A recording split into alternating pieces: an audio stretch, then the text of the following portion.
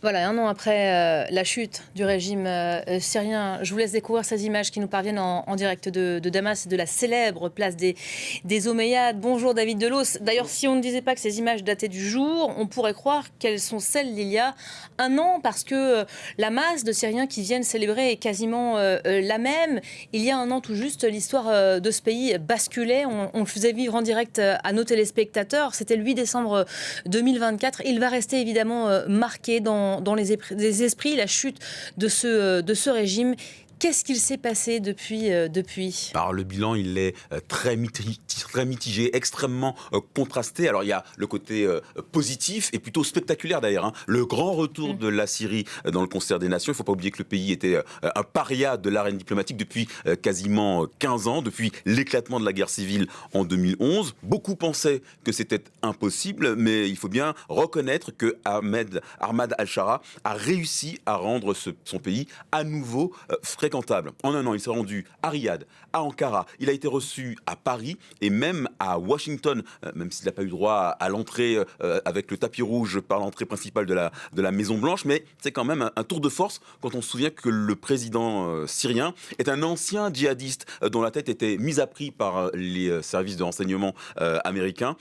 On sait que Donald Trump n'est pas à une invraisemblance près, mais de là à prédire aux dirigeants syriens un avenir de grand leader et de lui assurer l'aide et la protection des États-Unis, ça pose quand même le nouveau dirigeant. À l'Assemblée générale de l'ONU en septembre dernier, Ahmad al-Shara a serré les mains des dirigeants du monde entier. Il a même renoué le dialogue avec Moscou, alors que la Russie était un des plus fidèles soutiens de l'ancien régime, au point que c'est à Moscou que Bachar al-Assad vit en exil. Du point de vue diplomatique, Ahmad al-Shara s'est donc montré très habile. Il a su s'adapter. Il a gardé sa barbe, mais fini le treillis. Désormais, il s'habille en costume, cravate. Et il donne tous les signes extérieurs de la respectabilité. En 12 mois, il s'est littéralement métamorphosé pour présenter le meilleur visage de la Syrie. Voilà, alors vous avez commencé par le positif, c'est bien, mais il reste quand même beaucoup d'incertitudes, beaucoup de défis à relever, d'où cette conclusion que le bilan quand même est mitigé un an après. Effectivement, oui, parce qu'il y a le plus important qui reste, la vie au quotidien des Syriens. Et le pays est toujours divisé, fragmenté en plusieurs zones d'influence. Regardez cette carte au lendemain de la chute de Bachar al-Assad. Voilà ce que cela donnait. Et les choses n'ont pas beaucoup évolué en 12 mois. Le groupe rebelle dirigé par Ahmad al-Shara, le HTS, contrôle l'ouest du pays, une bande qui va de Alep à Damas en passant par Homs. L'est, en beige, la région de Raqqa est sous le contrôle des FDS, les forces démocratiques syriennes, des forces dominées par les rebelles kurdes.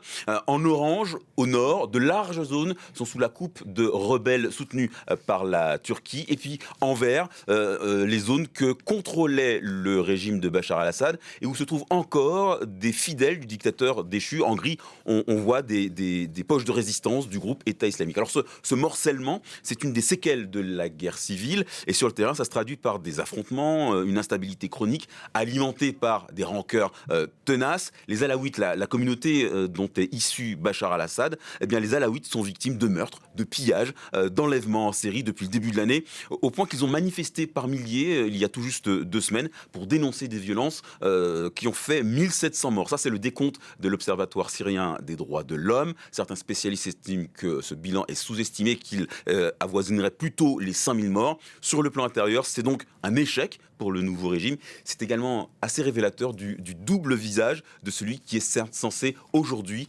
incarner la transition.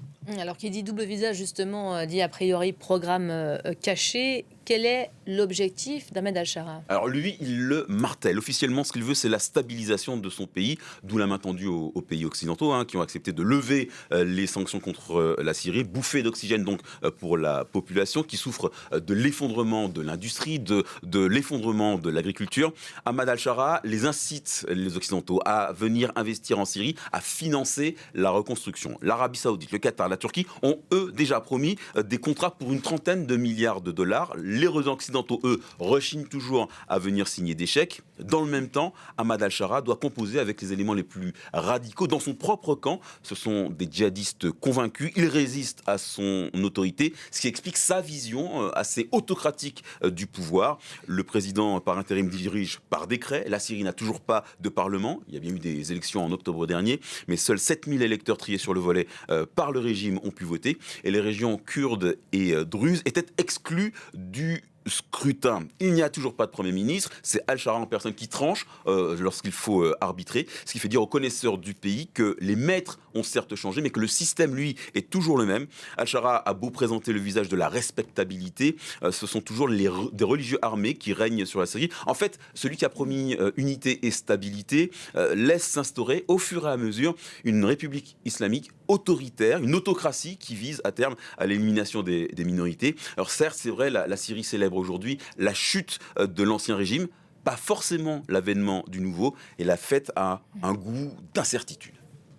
Merci beaucoup David Delos. On aura l'occasion évidemment tout au long de cette émission de revenir sur chacun des aspects de cette nouvelle ère qui se profile toujours pour la Syrie.